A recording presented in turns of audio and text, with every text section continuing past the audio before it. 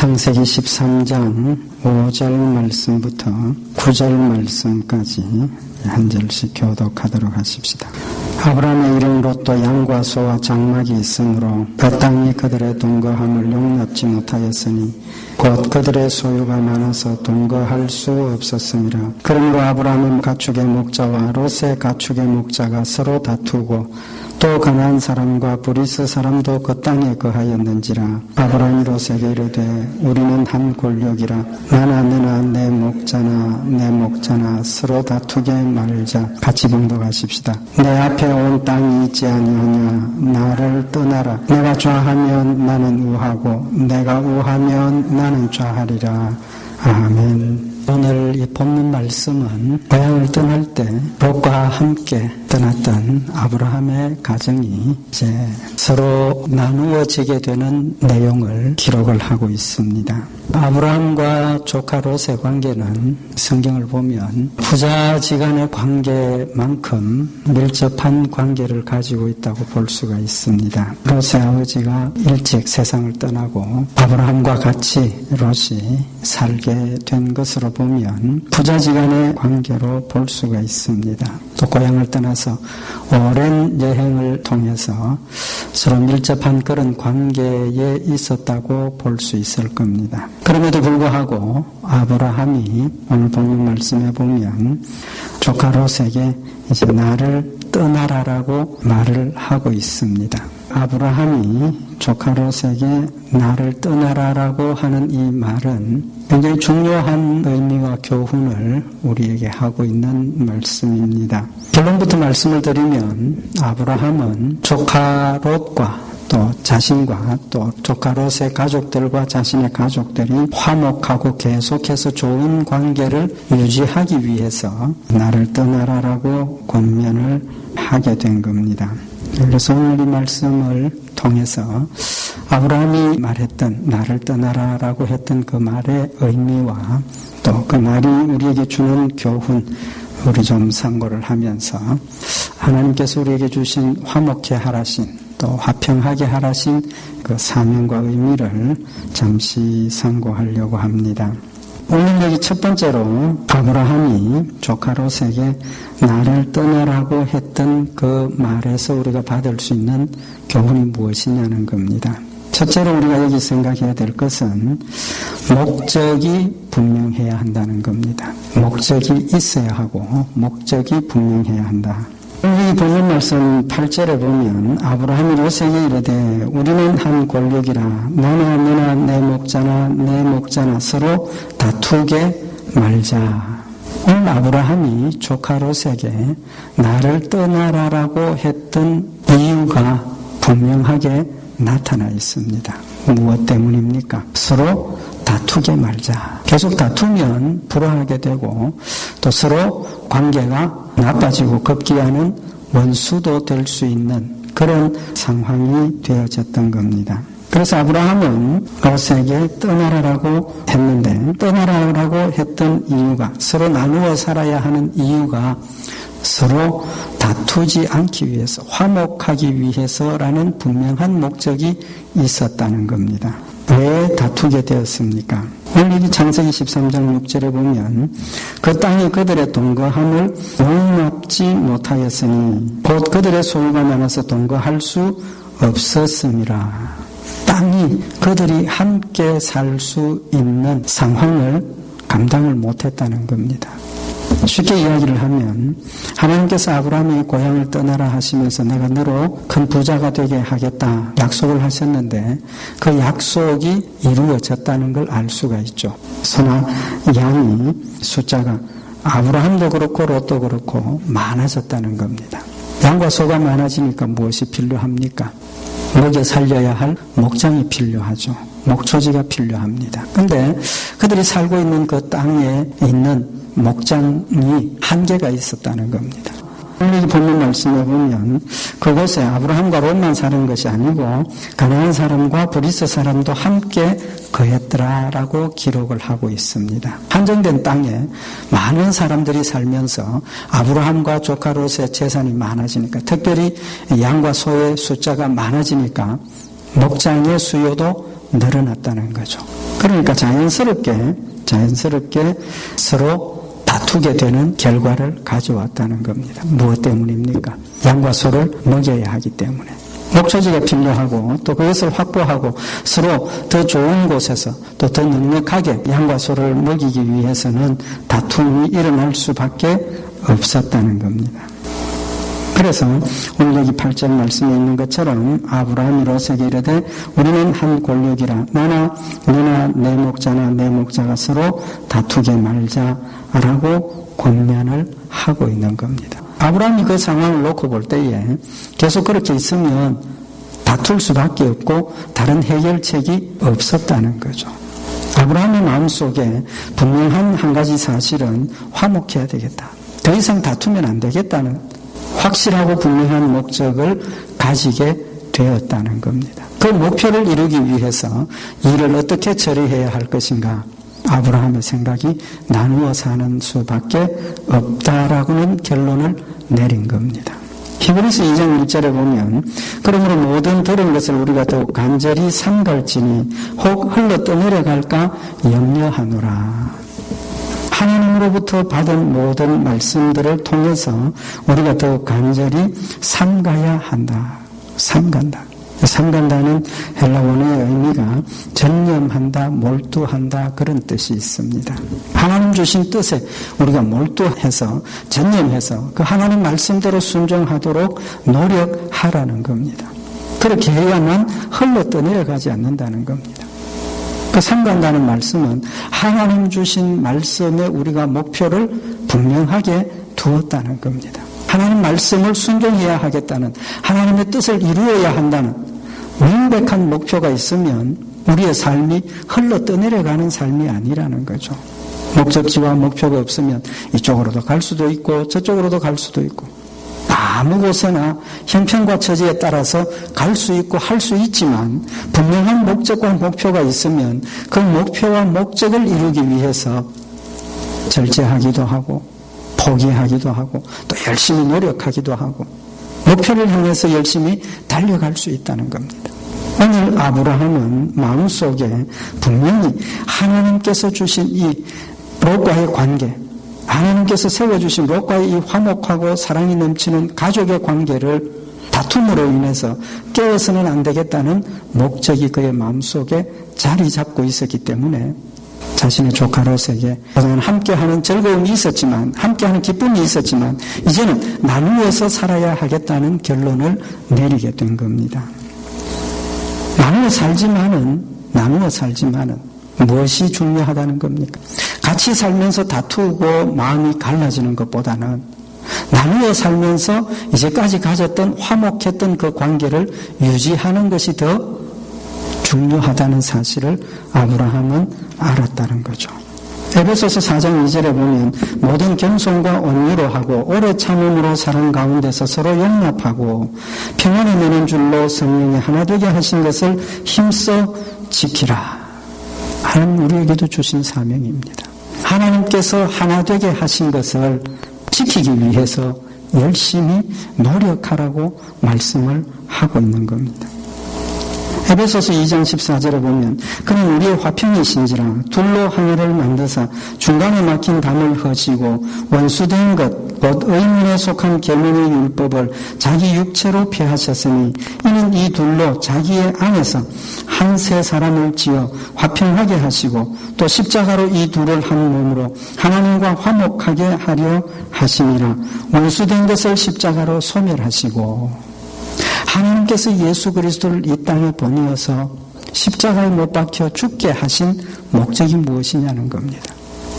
한 가지 중요한 사실은 하나님과 원수되었던 죄인들을 하나님과 화목한 관계로 이루기 위해서 또 하나님과 원수되었던 택함받지 못했던 이방인들이 택함받은 이스라엘 백성들과 화목하고 하나가 되어서 하나님의 택한 백성들이 이스라엘인이든지 이방인이든지 하나님과 화목하게 되는 역사를 이루기 위해서 예수님을 이 땅에 보내셨다라고 말씀을 하고 있는 겁니다. 화목한 관계를 이루기 위해서, 화평하게 하기 위해서 예수님의 목숨을 주셨다는 이 사실은 하나님이 화평과 화목이 얼마나 중요하게 생각하고 계시는가 하는 것을 우리에게 교훈하는 말씀인 겁니다. 하나님 우리에게도 이런 사명을 주셨지 않습니까? 데살로니가전서 5장 13절에 보면 저희 역사로 말미암아 사랑 안에서 가장 귀히 여기며 너희끼리 화목하라. 성도들 간에 화목하라라고 말씀을 하고 있습니다. 로마서 14장 19절에 이러므로 우리가 화평의 일과 서로 덕을 세우는 일을 힘쓰나니, 화평의 일을 힘쓴다. 히브리서 12장 14절에 모든 사람으로 더불어 화평함과 거룩함을 쫓으라. 이것이 없이는 아무도 주를 보지 못하리라. 화평함을 쫓으라. 그래야 주를 볼 수 있다라고 말씀을 하고 계시는 겁니다. 뿐만 아니라 마태복음 5장 9절에 화평케 하는 자는 복이 있나니 저희가 하나님의 아들이라 일컬음을 받을 것이며, 화평케 하는 자는 복이 있나니 하나님의 아들이 될 것이라 라고 말씀을 하고 있는 겁니다. 하나님의 아들이 되면 화평하게 해야 하고, 화평케 하면 하나님의 아들이 되는 축복을 주시겠다고 약속을 하셨습니다. 그런 관점에서 보면 하나님 우리에게 이 화평의 요구가 얼마나 크고 중요한가 하는 것을 알 수가 있는 겁니다. 뿐만 아니라 고린도후서 5장 18절에 보면 제가 그리스도로 말미암아 우리를 자기와 화목하게 하시고 또 우리에게 화목하게 하는 직책을 주셨으니, 하나님 우리에게 화목하게 하는 직책을 주셨다 그랬습니다. 전도함으로 죽어가고 있는 영혼들을, 하나님과 원수되어 있는 영혼들을 하나님께로 돌아오게 하고 그것도 화목해 하는, 교회 간의 분쟁과 성도들 간의 분쟁이나 다툼에 우리의 역할이 화목하게 하는 역할을 맡도록 우리에게 직책을 주셨다라고 말씀을 하고 있는 겁니다. 아브라함의 마음속에 이 화목하고 화평하게 하는 것, 또 하나님께서 하나 되게 하신 이 일을 지키는 것이 분명한 목적과 목표로 자리 잡고 있었기 때문에 분쟁이 일어나고 다툼이 일어나는 그런 상황에서 그 일을 이루기 위해서 결단을 내리고 좋은 모습을 보임으로써 하나님 주신 화목의 역사를 잘 이루고 있다는 사실을 우리에게 교훈을 하고 있는 겁니다. 우리는 분명한 목적이 있어야 합니다. 사람이 제일 드는 목적이 무엇입니까? 하나님을 영화롭게 하고 하나님을 영원토록 기뻐하고 즐거워하는 것이 우리 인생의 목적입니다. 이러한 목적과 목표를 마음에 다시 한번 새겨서 분명한 목적과 목표를 가지고 우리의 신앙의 삶이 아름다운 모습을 이루는 복된 성도들이 되시기를 바랍니다. 두 번째로 오늘 여기 아브라함이 조카 롯에게 나를 떠나라라고 하는 이 말의 의미가 무엇이냐, 참 중요한 교훈을 하고 있는데, 오늘 아브라함이 조카 롯에게 나를 떠나라라고 하는 이 말, 우리말 성경에 있는 이 말을 그대로 우리가 받을 때 어감이 좀 어떻습니까? 저는 그렇게 처음에 느꼈는지 모르겠는데, 아브라함이 조카 롯에게 우리가 함께 살기가 어려우니까 나를 떠나라, 네가 좌하면 나는 우하고 네가 우하면 나는 좌하리라 했던 이 말씀을 상고하면서 참 어감이 좀 좋지 않다는 느낌을 받은 적이 있습니다. 왜 그렇습니까? 나를 떠나라. 그냥 글자로 문자적으로 이렇게 보면 아브라함이 조카 롯에게 굉장히 강압적으로 명령하는 것처럼 느껴질 수 있었기 때문입니다. 그러나 이 말씀을 잘 상고를 해보면 아브라함이 지금 조카 롯에게 나를 떠나라라고 하는 이 말이 강압적이고 명령적인 것이 아니라 굉장히 온유하고 또 부드러운 권면의 말이라는 것을 알 수가 있습니다. 히브리 원어 성경의 의미도 그렇고 우리 영어 성경에 보면 이 부분을 원문에 충실하게 번역을 했다라고 생각이 되어지는데, 킹제임스 버전 같은 경우에 오늘 이 말씀을 번역하기를 Let there be no strife, 다투게 말자라는 그 말이 let로 시작을 하고 뭐뭐 하자 권면입니다. 아브라함이 롯에게 왜 우리 목자들과 내 목자가 다투냐 꾸중하고 질책하는 것이 아니라 다투지 말도록 하자라고 권면을 하면서 뭐라고 부탁을 하느냐 하면 I pray you 무슨 뜻입니까?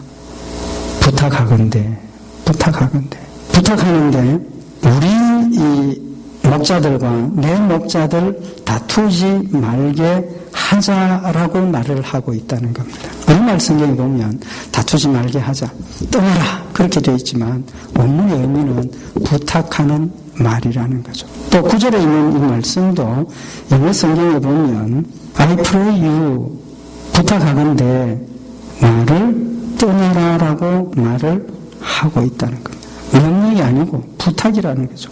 그것도 굉장히 간절한 마음으로 절대로 우리 싸우지 말고 싸우도록 하지 말고 내가 부탁하건대 내 생각에는 이런 것이 좋은 것 같으니까 나를 떠나는 것이 좋겠다. 우리 나누어 사는 것이 좋겠다. 세퍼레이트 하는 것이 좋겠다. 그렇게 말하고 있는 것을 볼 수가 있습니다. 서두에도 말씀을 드렸지만 아브라함과 조카 롯의 관계는 부모 자식 간의 관계라고 보아야 합니다. 고아가 됐던 롯을 아브라함이 거두어서 같이 생활을 했기 때문에 이때 당시의 습관으로 보면 아버지는 왕과 같은 존재입니다. 절대적인 권한을 가지고 가족을 다스리고 가족을 이끄는 그런 위치에 있었습니다. 그런 관점에서 보면 아브라함이 조카 롯에게 자신들의 목자와 롯의 목자가 서로 다투고 싸운다는 소식을 들었을 때 아브라함이 롯에게 할 수 있는 일이 무엇이겠습니까? 롯을 불러가지고 야, 롯 오늘 저녁에 나한테 좀 와라. 왔습니다. 이 이야기를 들어보니까 우리 목자들하고 내 목자들하고 싸운다는 소리가 있는데 왜 그렇게 너 방치했느냐? 왜 싸우지 않도록 단속을 하지 못하고 왜 그렇게 버려두어서 다툼이 그렇게 일어나고 우리 목자들이 너 목자들한테 그렇게 피해를 보게 하느냐. 일방적으로 꾸짖을 수 있는, 꾸중할 수 있는 그런 위치에 있었습니다. 그럼에도 그러지 않고 이제 더 이상 내 목자들과 너의 목자들이 다투지 않도록 하면 좋겠다. 아브라함의 성품을 볼 수가 있다는 겁니다. 아브라함의 성품이 온유한 성품이었기 때문에 그 상황에서 조카 롯을 꾸중하거나 질책하거나 화를 내지 않고 그 문제를 화평하고 화목한 관계를 유지하면서 잘 해결할 수 있도록 말을 했다는 겁니다. 두 번째로 우리 여기 이 말의 의미를 살펴볼 수 있는 것은 이 말의 의미는 겸손한 모습을 보여주고 있는 겁니다. 아브라함의 온유함을 보여주는 것이고 아브라함의 겸손함을 보여주는 것입니다. 좀 전에도 말씀을 드린 것처럼 아브라함과 롯의 관계는 부모 자식 간의 관계라 얼마든지 꾸중하고 명령할 수 있었습니다. 야, 롯, 너 더 이상 우리가 같이 못 살겠으니까 너 이곳을 떠나라. 나는 이미 이곳에 내가 거주를 먼저 했으니까 너 이제는 떠나라. 짐 싸서 떠나라. 명령할 수 있는 그런 위치에 있었음에도 불구하고 그렇게 하지 않았다는 겁니다. 롯아, 지금 우리가 이런 위기 상황에 처했으니까 이 문제를 해결하기 위해서 우리 나누어 사는 것이 좋겠다. 나누어 사는 것이 좋겠다. 그러니까 너 떠나라. 그렇게 한 것이 아니고 나누어 살자라고 하면서 선택권을 롯에게 먼저 주었다는 겁니다. 아브라함이 자기가 먼저 선택할 수 있는 권리도 있었고 아브라함이 자기가 먼저 선택할 수 있는 여건도 되었습니다.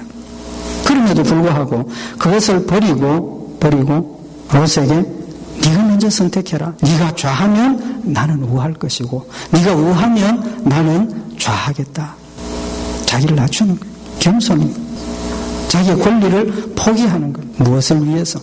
화목하고자 하는 목적을 이루기 위해서 분명한 목적을 가졌던 것처럼 그 목적을 이루기 위해서는 자기의 권리와 자기의 이익을 포기하는 모습을 보여주고 있다는 겁니다. 에베소서 4장 2절에 보면 하나 되게 하신 것을 지키는 방법을 교훈하고 있습니다.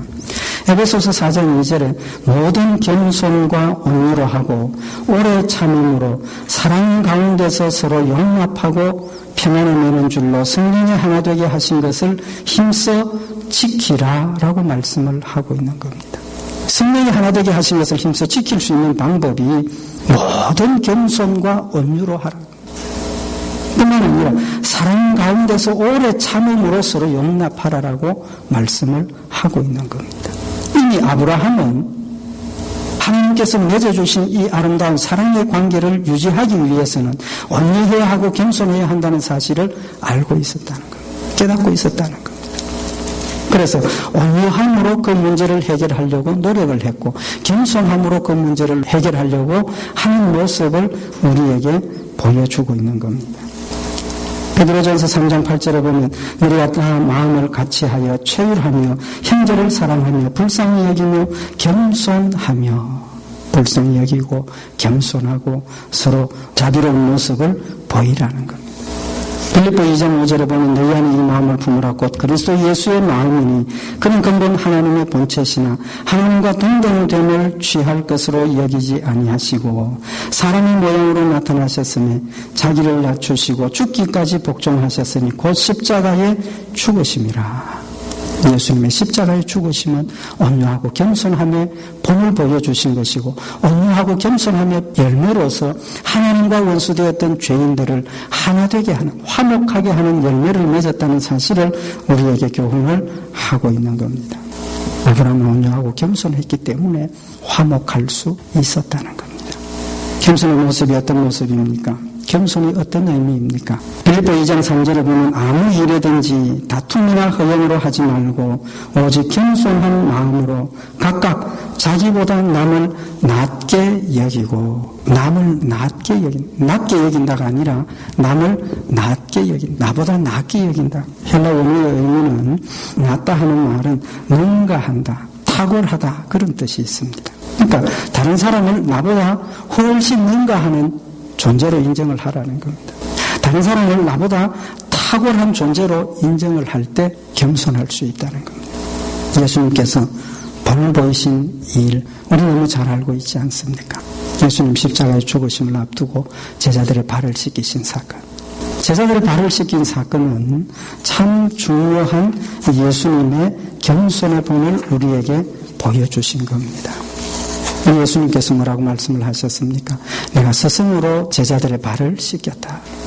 그런데 이 시대의 풍습 중에 한 가지 우리가 참고적으로 알면 좋을 것이 뭐냐 하면 유대인들도 종이 있었습니다.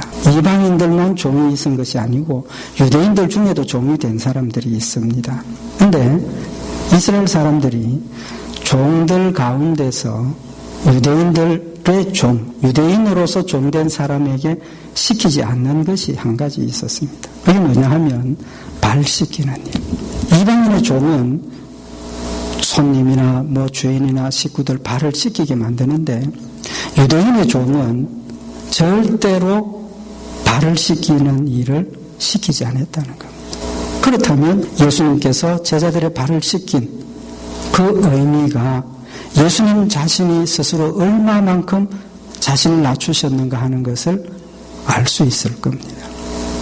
우리가 생각하는 이상의 겸손과 자기를 낮추심의 의미를 거기에 포함하고 있는 겁니다. 예수님 뭐라고 말씀하셨습니까?